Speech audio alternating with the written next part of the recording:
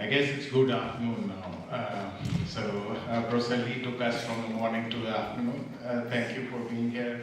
I landed here from Korea last night, and I can confirm two things that Prof. Lee said. The first is that it's transformative time. I came from a conference which is called ISIS. We no longer call it ISIS. We enumerate it out, Information Conference for Information Systems, because it's dangerous otherwise. And the other thing is about the culture shock. Every time I come to India, it's a culture shock. I left here in 1988. I graduated from ID Varanasi.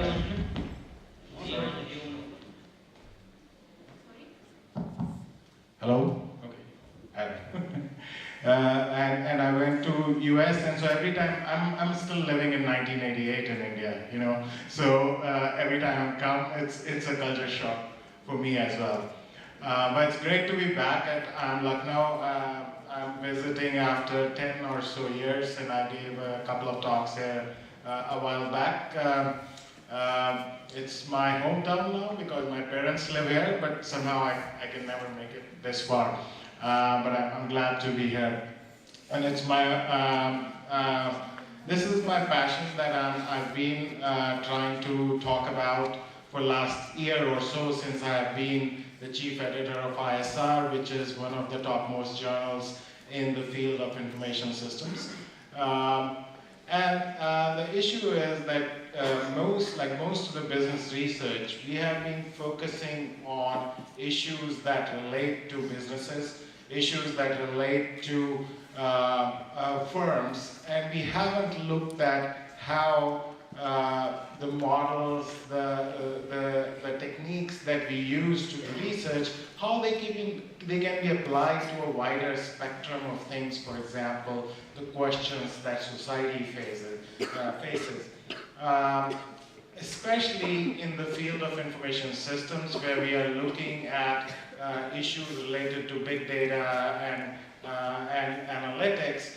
The question is, can we use what we know to address more important problems as well? And so I have some thoughts about it, and there are many.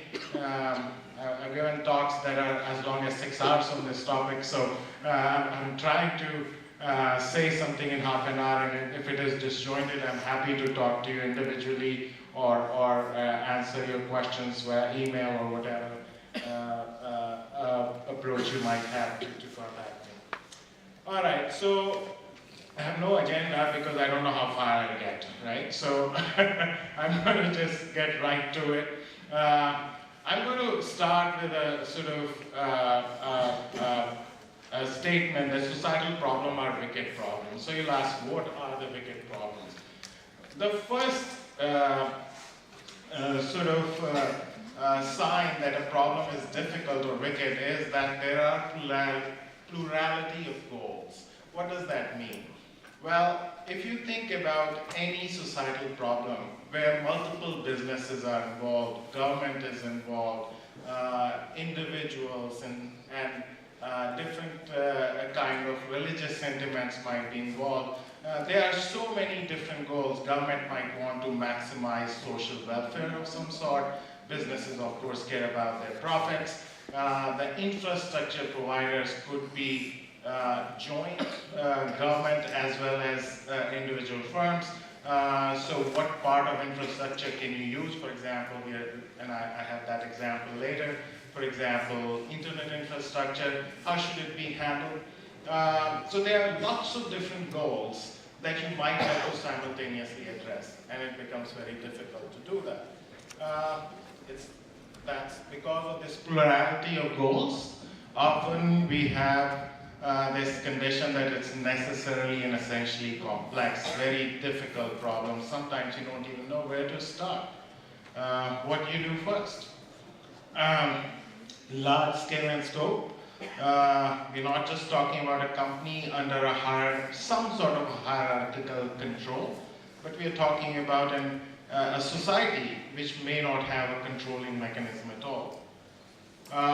These problems, interestingly, are never solved. but we might be able to identify which solutions are preferable, which approaches might be preferable at a given point in time. Often these just identify new sets of problems. Once you solve something, you think, oh my God, there are these other problems that I haven't solved, right? I mean, we came up with,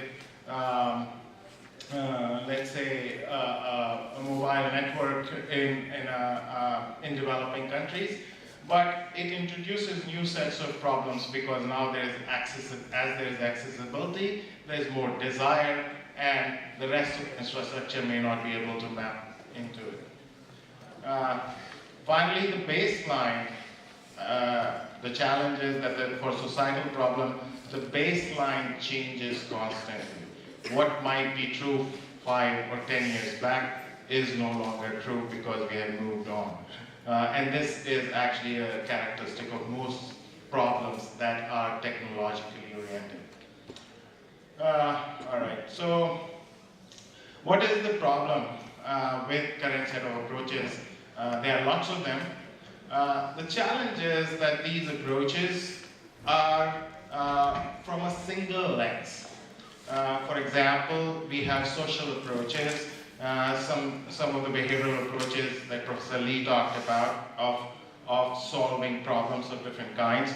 We have economic mechanisms or economic paradigms where people either model things or look at it econometrically, which are other sets of models, both empirical and analytical.